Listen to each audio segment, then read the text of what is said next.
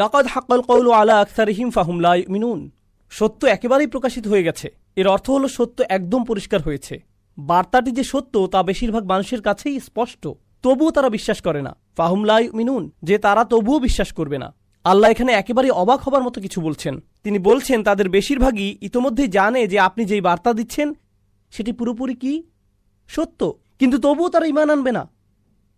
এর আগের আয়াতে তাদের অবচেতনার লম্বা ইতিহাসের কথা বলা হয়েছে, আর এই আয়াতে আছে তারা পুরোপুরি সচেতন, তারা এটা জানে, তবুও বিশ্বাস করবে না। তাহলে প্রশ্ন ওঠে, যদি তারা বিশ্বাস নাই করবে তবে লাভ কি এসবের? কেন বলা হচ্ছে যাও তাদেরকে সতর্ক করো আর তারা বিশ্বাস করবে না? আচ্ছা, একদম উপর থেকে শুরু করি। সত্য তাদের কাছে একেবারে স্পষ্ট কিভাবে হলো? এক অনস্বীকার্য সংমিশ্রণের কারণে।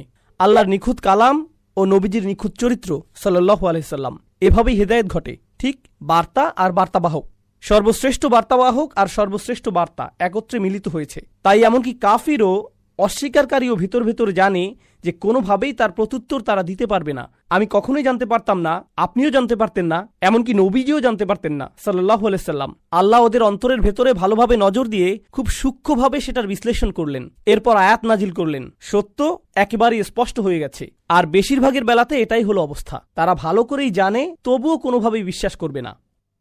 এখন দেখার বিষয় হলো, নবী সাল্লাল্লাহু আলাইহি সাল্লামের বৈধতার জন্য কোরআন কি যথেষ্ট না? আল্লাহ কি শুরুতেই তার বৈধতা দেননি? তিনি বলেন, এটা শুধু তোমার বৈধতার জন্য যথেষ্ট না, বরং তাদের বৈধতার জন্য। চিন্তা করো না, তোমাকে কিছুই ভাবতে হবে না। নাকি তারা বোঝেনি? তারা ঠিকই বুঝেছে। আমি বলছি তারা বুঝেছে ঠিকই, কিন্তু শুধু তোমাকে তা দেখতে দিচ্ছে না। এখন প্রশ্ন হলো, এর ভিন্ন আরেকটি সুন্দর বিষয় এবং সেটার ভয়ঙ্কর দিকও। আল্লাহ বলছেন তারা বিশ্বাস করবে না। ফাহুম লা ইউমিনুন, এখানে ইউমিনুন হলো ক্রিয়াপদ। ক্রিয়াপদ ব্যবহৃত হলে সেটাকে অস্থায়ী বোঝানো হয়, অর্থাৎ এখন তারা বিশ্বাস করবে না, তবে শেষ পর্যন্ত কিছু একটা হলেও হতে পারে, তারা বিশ্বাস করতেও পারে। এখন ওটা কি? এটা আসলে কোরআনের একটা ইঙ্গিত।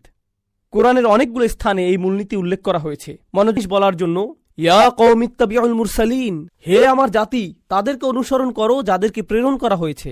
শুধু অনুসরণ করো যাদেরকে প্রেরণ করা হয়েছে। তাদের অমনোযোগী অবস্থা এবং সমাজের বেপরোয়া পাপকর্ম দেখাটাই তার জন্য ছিল জরুরি। অমরত্ব দান করার সিদ্ধান্ত নিয়েছিলেন। তার কি পরিমাণ উপায় উপকরণ ছিল? শূন্য। সর্বসাকুল্যে তার যা ছিল তা হলো একজোড়া পা। তিনি দৌড়ে আসলেন। উপায় উপকরণের স্বল্পতা নিয়ে অভিযোগ করা বন্ধ করুন, এটা বিজয় দান করে না। উপায় উপকরণগুলো পৃথিবী পরিবর্তনের মাধ্যম নয়। আল্লাহ আপনার প্রচেষ্টা দেখতে চান, কতটুকু সাই আপনি করেছেন।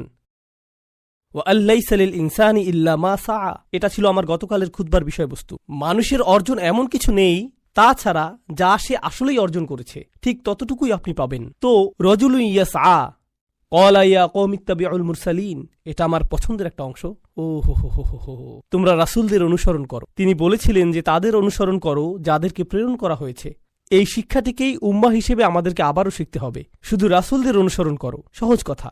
এই ধর্মটি এতটাই চমৎকার। কোরআনে আল্লাহ আমাদেরকে রাসূলের আদর্শ দিয়ে দিয়েছেন। সেই আদর্শ স্বয়ং রাসূল সাল্লাল্লাহু আলাইহি সাল্লামকে অনুপ্রাণিত করত। আমাদের নবী অনুপ্রাণিত হতেন যখন তিনি মুসার ঘটনা শুনতেন। তিনি অনুপ্রাণিত হতেন যখন তিনি ইউসুফ সম্পর্কে জানতেন। আমাদেরকেও তা থেকে অনুপ্রাণিত হওয়া উচিত। এই রাসূলদের থেকে অনুপ্রাণিত হওয়া হলো রাসূল সাল্লাল্লাহু আলাইহি সাল্লামের একটি সুন্নাহ। আমি আপনাদের একটি ছোট ঘটনা বলছি। আমি কাউকে অপমান করতে চাই না, বিবেকের তাড়না থেকে আমাকে কথাগুলো বলতে হচ্ছে।